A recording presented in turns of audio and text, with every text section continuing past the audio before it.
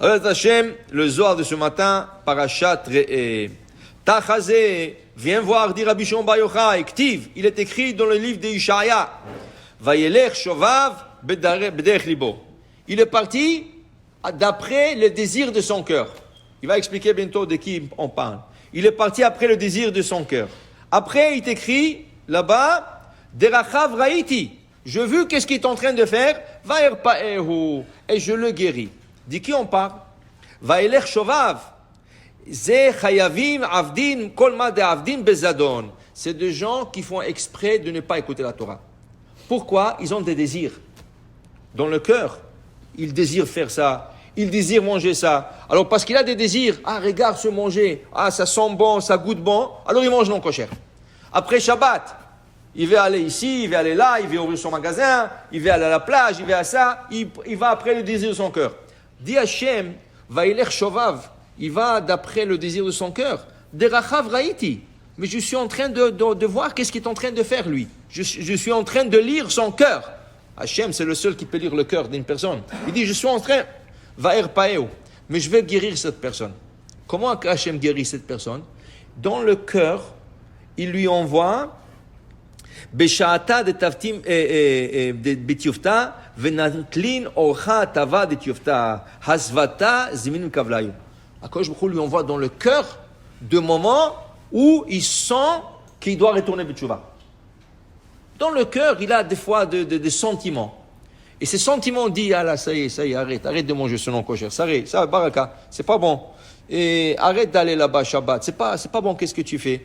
Alors, la personne, elle veut retourner betchouva. S'il écoute ces sentiments qui viennent d'Hachem, s'il écoute, Va'erpa'ehu, je vais le guérir.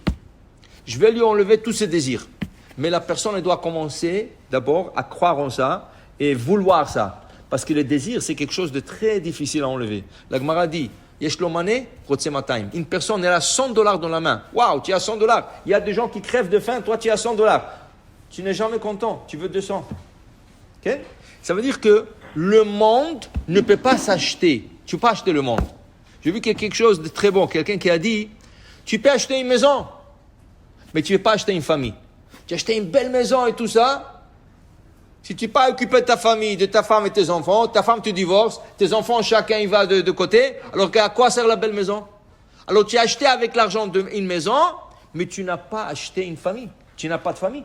Okay? Tu achètes des médicaments. Mais est-ce que tu peux acheter la guérison? Non. La guérison sont entre les mains d'Hachem. Okay? Tu achètes tout le plaisir du monde. Tu ne peux pas acheter la joie. La joie, c'est quand tu es satisfait. Mais la Gemara dit, la personne qui a des désirs n'est jamais satisfait. Il a $100, il veut $200. Okay? Alors, le Maharsha, un des grands commentateurs du Talmud, Rabbi Shlomo Eidilch, un grand commentateur, il disait, il y avait son métier c'était couper le bois. Il coupait le bois dans la forêt et il vendait les bûches. Mais il faisait des sous. Mais c'était suffisant pour lui acheter du pain et de lait. Un jour, il faisait tellement chaud, il est en train de couper de bois, il est en train de pleurer. Ça y est, Hachem, jusqu'à quand vous me mettez dans cette situation? Je vais sortir de là, donnez-moi la parnassa. Et là, il était tellement chaud, il a oublié de boire, il s'est évanoui. Et il voit, dans son évanouissement, il voit comme il est dans un rêve, et il y a un ange qui vient. Il dit, ça y est, on a écouté ta prière. Akadosh Baruch Hu à côté, il m'a envoyé pour te donner une chance, une seule chance. Dis-moi que tout ce que tu veux, maintenant tu l'auras. L'autre il dit, c'est vrai. Qu'est-ce que tu veux? Il dit, je veux que tout ce que je touche devienne de l'or. L'ange a commencé à rigoler. Il dit, pourquoi vous rigolez? Il dit, je vais te le donner et on va voir après. Alors maintenant il se réveille. Il dit, waouh, quel beau rêve. Il dit, mais attends, est-ce que c'était un vrai rêve ou... Le morceau de bois qu'il était en train de couper, il le touche, tard, ça devient de l'or. Il avait une pierre, il a touché, il est devenu de l'or. Il dit, moi, c'est de la folie. Il prend l'âge devient de l'or. Il court à la maison chez sa femme, il dit, vite, donc manger quelque chose de rien du tout. On est le plus grand riche au monde. Il dit, qu'est-ce que tu as? Tu as une côte de soleil, qu'est-ce que tu as? Il dit non, je vais te montrer. Il a pris la table qu'ils avaient à la maison, qui bougeait et allait se casser. Il a touché, c'est devenu de l'or. Il a touché la chaise, c'est devenu de l'or. Waouh! Comment tu fais ça? Il dit, j'ai eu la Hachem a écouté ma prière. La Safra dit, ok, je vais tourner une petite soupe et après on va voir qu'est-ce qu'on va faire. Elle lui emmène le soupe, le pain pour lui faire le moti. Il fait le moti, il veut manger le pain. Il a touché le pain, c'est devenu de l'or. Il ne pouvait pas le manger. Il allait casser le dent. Elle dit, pas grave. Il prend la soupe. Il veut manger la soupe. Il met de la soupe dans la bouche. C'est devenu de l'or. Là, il a commencé à réaliser quelque chose. Et il pleure.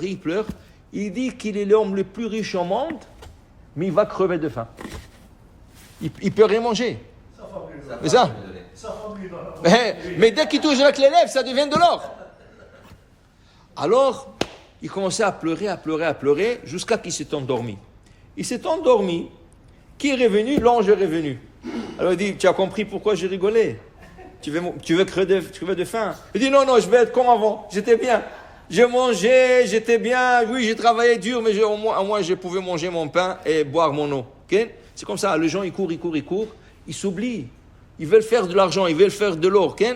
Mais après, ils vont crever de faim. Il y a des gens, croyez-le ou pas, à New York, ils sont sur la bourse, des actions des bourses. Ils ont un lit dans leur bureau. Il revient que Shabbat à la maison.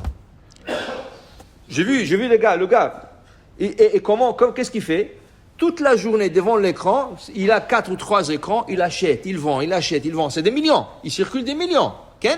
Mais il ne va pas chez lui à la maison. Et même quand il mange un petit sandwich, okay? Je lui dis, pourquoi tu ne vas pas au restaurant, tu prends un break? Il dit, non. Tu prends un break, tu peux perdre 2 millions, 3 millions de dollars. Le temps de vendre une action ou le temps d'acheter une action. C'est des pauvres, c'est des miskines. Okay? Il roule 2 millions. Le gars, il roule sur 2 millions.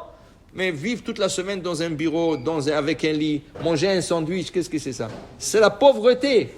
C'est la pauvreté. Alors pour dire, il faut demander à Hachem la santé. Okay? Et de pouvoir vivre normalement et avoir le plaisir de la vie. Amen ve amen.